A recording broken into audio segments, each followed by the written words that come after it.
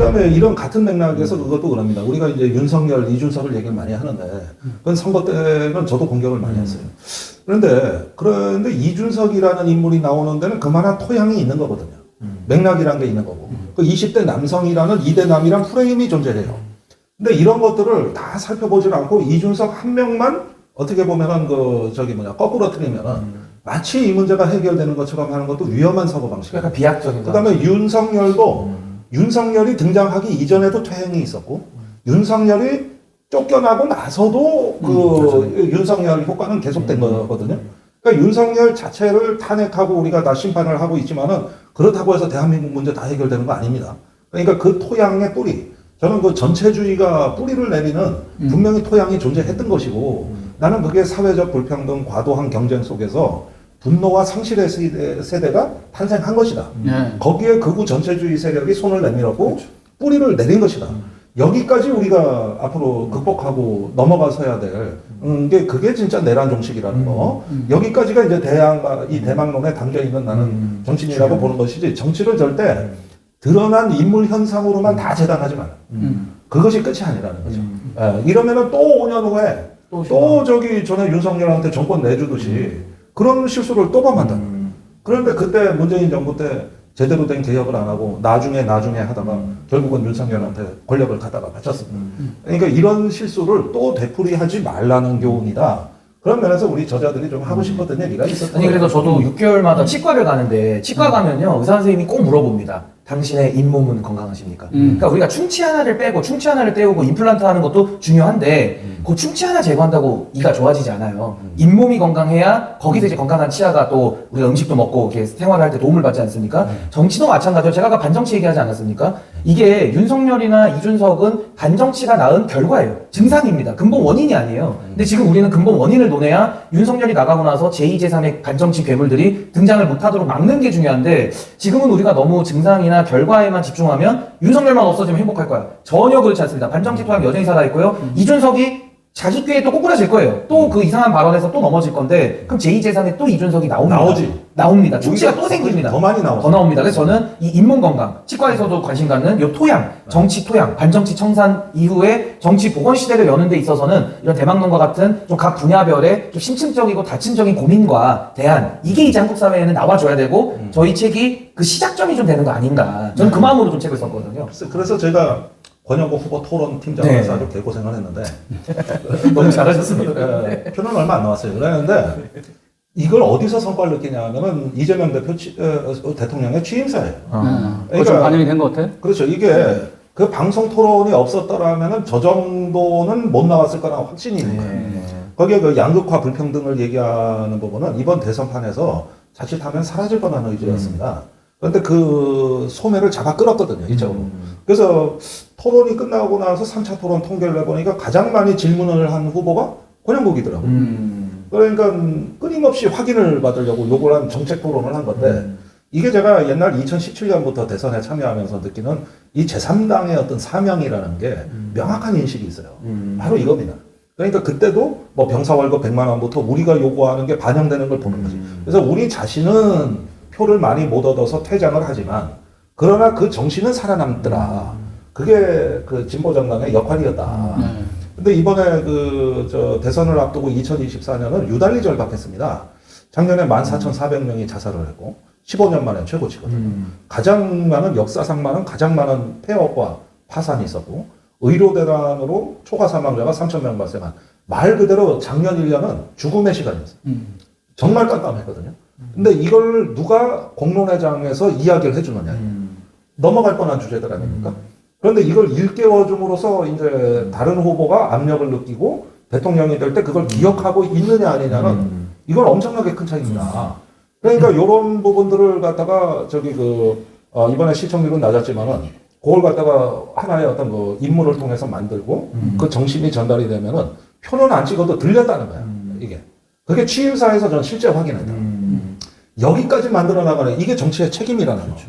정치는 단순히 이기기 위해서만 하는 싸움이 아니에요. 어떻게 누군가를 또 살려내는 싸움이기도 한 거거든요. 그런 점에서 저는 굉장히 이번 대선의 어떤 중차대한 사명과 의미 이런 것들이 살아 있었다고 보고 취임사를 몇 번 읽었어. 그런 면에서. 너무 좋은 취임사였구나. 읽어봤다고. 그런데 3년 전에 윤석열은 이념을 외쳤습니다. 이념이 제일 중요하다 그러면서 자유를 외쳤어요. 근데 이번에는 이념이 중요한 게 아니라 실용이 중요하고 품겠다. 사람을 이야기했다. 이게 한국 정치의 저는 발전이라고 보는 거고, 그건 다 같이 노력한 결과물이라는 거죠. 근데 저는 이제 우리 김종대 의원님이 이제 민주노동당, 그리고 이제 원래 당명이 정의당이잖아요. 노란색인데, 저는 그 가치가 굉장히 크다고 저는 인식하는 것 중에 하나가 정의당이 당 중에서 명칭을 제일 길게 쓴 당, 그러니까 나름의 비전과 가치로 여기까지 끌어온 그 정치 문화를 선도한 부분을 저는 굉장히 존경하고 높게 평가드리고, 또 하나는 계란으로 바위치기처럼 보이거든요. 아니, 지지율로 보면 그렇습니다. 숫자로만 보면 그런데 계란으로 바위를 치면 계란이 깨져서 그 안에 노른자가 남잖아요. 그럼 이제 사람들은 그 좌표를 보는 거죠. 아, 저기를 때려야 기득권이 무너지는 거고 사회가 좋아지는구나. 방향성을 제시한다는 신호등 기능, 표지판 기능을 한다는 것은 저는 매우 정말 소중하고 값어치가 매우 크다. 요거 나중에 책으로 노른자. 하나 기획을 하셔야 돼요. 책 제목 노른자로 갈까요? 노른자? 프라이? 예. 대망론에서 뭐 진보 정당이 대망론 외치다가 폭망한 거 아니냐 이렇게 지금 얘기할 수도 있지만 그게 아니다. 아닙니다. 그 불가피하게 후속작이 나와야 됩니다. 그러는데 그 저기 뭐랄까 이렇게 하나의 그 이미지와 메시지를 만들어내잖아요. 이 뒷얘기는 정말 재밌어요. 저는 처음에 이제 그 1차 토론 앞두고 진보 신사와 극우 깡패 대결 구도로 프레임을 짰어요. 그래서 그걸 캐릭터로 한번 이렇게 하고 메시지 구성을 설계를 했죠. 근데 1차 토론에서 김문수가 너무 착한 거야. 그때 1차 토론 때는 어버버 하면서 존재감이 없었고. 공격을 해도 받기만 해. 그래서 이게 아닌데 해서 그 프레임이 안 맞더라고. 아니, 그러니까 성향으로 보면 비슷한 극우 쪽인데 윤석열하고는 캐릭터가 다르지. 조금 점잖했어. 완전히 사람만 잡던 검사 출신하고는 또 다른 거예요. 선거도 많이 나가봤고 좀 다르죠. 그런데 그러다가 나중에는 또 독하게 준비하고 이제 3차에는 진짜 깡패가 돼서. 3차에서는. 근데 그 사이에 우리 관심은 이준석 쪽으로 약간 이동했다고. 그래가지고 계속 그 권영국이 이준석한테 팩트 논쟁을 걸었는데 이준석이 3전 3패입니다. 답을 못하더라고요. 차등임 금제, 외국인 노동자 차등임 면제, 그 다음에 대통령제 국회 해상권이 있다. 모르더라고. 아니, 이거 많이 틀렸대. 팩트체크 들어가보니까. 팩트체크는 전패야, 전패. 인공지능 잘한다는데 파워 검색으로 1분이면 검색 다 되는 게 틀려. 그래서 이 친구가 잔수에 너무 몰입하다가 이 기본적인 정책의 줄기를 체크를 못 하는구나. 이러다가 이제 막말 파동까지 간 거야. 해주는 사람도 없고 주변에 이제 인적 네트워크도 약하고. 이런 귀한 인재가 다 빠져나왔잖아요. 저는 이제 책을 써야 되기 때문에. 아니 그래서 놀라운 게 그거예요. 1분이면 검색되는데 이러는데 보십시오. 노인 공약 없죠. 기후 공약 없죠. 대학생 공약 대학생 공약 없죠. 자영업자 공약 없죠. 다 뻥 뚫리고 오로지 차별하는 그것만 준비를 해온 거야. 그래서 정치를 너무 잘못했다. 그 호텔 경제학 하나 따온 거. 호텔 경제인지 뭔지 그거 하나 딱 프레임 짜가지고 공격만 한 건데. 근데 이번에 그 정의당에서 권영국 후보가 굉장히 잘한 게 용어, 프레임. 그러니까 40대 윤석열, 기후 없는 윤석열 이런 식으로 딱 별칭을 정해주시니까 남는 거는 이제 딱 그 구호처럼 그게 딱 남더라고요. 그래서 많은 분들이 공감을 좀 보내주셨던 게 또 기억에도 남고요. 어차피 우리가 후발 주자니까 내가 그 화장실에서 백성민자도 매직으로 썼거든. 그 돈이 빠져야 돼. 그런데 뭐 레드카드도 준비했었고 그러는데 처음에 우리가 이준석을 안 건드리려고 그랬는데 막상 후보가 토론을 한 다음부터 생각이 바뀌더라고요. 2차 때부터. 저 위험하다. 위험하다. 너무 위험하다. 위험하죠. 이래가지고 이제 2차, 3차에서 그쪽으로 방향이 바뀐 거거든요. 전략이 좀 바뀌셨구나. 바뀌었어요. 그래서 저기다 질문을 많이 하겠다. 그 원래 남녀 희망 복무제부터 준비한 게 많았어요. 그렇죠. 근데 시간이 없어 다 빠진 거예요. 그래서 그것만 한 건데 정면으로 한번 붙겠다고 결심을 하고 나갔는데 묘하게 이제 다자 토론이다 보니까 그게 다 소화가 안 근데 된다. 마지막에 그 대형 사건이 터진 거 아니에요? 거기서 터진 거죠. 권영국 거기서. 후보를 이제 이준석 후보가 또 자극하려다가 이제 이 대형 사고가 터진 거예요. 대형 사고가. 아주 초대형 사고가 터진 거예요. 그래서 그거를 이번 대선에서 제가 그 연령별, 성별 이렇게 쭉 투표율을 다시 분석해 보니까 그 발언에서 마이너스 효과가 난 데가 30대 같아. 거기서 진입장벽이 이준석한테 대한 문턱이 높아지면서 30대가 원래 놀이터였는데 거기서 1등을 못했어요. 거죠. 그러면서 10%에 실패한 거거든요. 한 3%가 빠졌다고는 보통 통계적으로 추론을 좀 하더라고요. 원래 한 10에서 11%인데 한 3% 정도 빠져서 이제 8%. 그렇죠. 이제 그럼에도 뭐 우리가 지난 대선 때도 그랬고 20대 남성, 흔히 이대남이라고 하는 그 층에서는 이쪽 이재명 후보 지지 이게 다른 연령대에 비해서 상대적으로 계속 낮죠? 제일 낮았어요. 네, 20대 그러니까, 남자는 꼴찌였고 이제 그러니까 김문수, 그게 이준석 쪽이. 뭐 이제 우리 김종대 의원께서 이 책에 보면 이제 네오 파시즘 얘기를 하고 있잖아요. 2장에 다 나오죠. 2장에. 예, 이제 분노의 빅텐트를 얘기하면서 네오 파시즘을 얘기하면서 우리 청년들에 대한 청년 세대의 어떤 그 뭐 갈등, 방황하는 그런 심리보다 사회에 저항하는 이런 심리에 대해서 아주 정말 정확하게 써주셨어요. 아니, 박사야. 실제 박사는 아닌데 예, 너무 정확하게 아주 정밀한 분석을 하셨는데 실제는 아니 마치 예견하고 쓰신 것 같아요. 이번에 이 결과를 그러니까. 예견하고 이 책 내용하고 이번 대선 결과를 조금 이렇게 비교해서 한번 얘기를 해보시면 어떨까요? 그러니까 이제 이준석의 자폭이 그 2030의 균열을 가져왔고 아. 거기서 그 저기 두드러진 효과가 역결집을 만들어낸 겁니다. 그러니까 2030의 남성 결집도보다 여성 결집도가 2배가 높아요. 저 여성은 또 달라요. 네, 민주당이 아니 그걸 다 결속시킨 거예요. 그러니까 안티 세력을 만든 거죠. 그런데 58%의 20대 여성이 이재명 후보를 찍었습니다. 이거 어마어마한 겁니다. 남성 결집도의 2배입니다. 2배. 그렇지 않습니까? 그러니까 어떤 결집이 되면은 역결집이라는 게 생긴 거거든요. 사실 장기적으로 보면 이 체제가 굳어지면 한국 사회는 위험해져요. 이렇게 저기 젠더가 확연하게 갈라지면은 민주주의는 설 자리가 없거든. 그런데 이게 결국은 불을 질러놓고 그 씨앗은 뿌려놓은 거예요.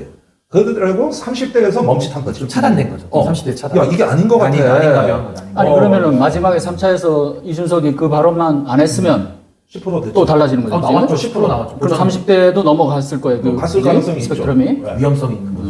이게요, 통계적으로 나오는 게, 그 한번 연합뉴스 그래픽 같은 거 정리 잘 해놨던데, 보시면, 20대, 30대, 40대, 50대, 60대, 70대를 남여로 후보자별 득표를 그래프로 표시해 놓은 게 있어요. 그렇죠. 그거 보시면요, 40대부터 70대까지는 아주 공통되게 남녀가 같이 갑니다. 네. 그러니까 지지도가 뭐 60%대냐 70%대냐는 다르죠. 뭐 70대 쪽은 김문수 쪽이 많고. 근데 남녀가 다 같이 가요. 근데 유독 20대는 완전히 갈라져 있습니다. 역으로 갈라져 있고 30대도 역으로 갈라지려다가 약간 차단된 지금 정도. 약간 멈췄어. 약간 멈춘 브레이크, 임시 멈췄어. 브레이크고. 그래서 저는 대한민국이 이번에 아주 위험한 반정치의 증상을 잡아냈고 여기서 어떤 선택을 하느냐. 지금 뭐 이준석 의원에 대한 제명안까지 나오고 있거든요. 그러니까 이건 뭐 어떤 방식으로 처리를 하든지 간에 이 반정치의 프레임을 이번에 깨지 않으면 20대에 나타나고 있는 이 불일치성, 작용과 반작용의 역작용들이 뒤섞이면서 아마 한국 사회의 10년 뒤는 감당 못할 대혼란이 올 것이다라는 위험이 저도 느껴지거든요. 그래서 이번에 20대의 성별의 그 투표수에 대한 것들을 좀 분석을 해보시면 김종대 의원님께서 쓰신 그 2장의 내용이 더 와닿으실 것 같은데 거기에 원인의 핵심은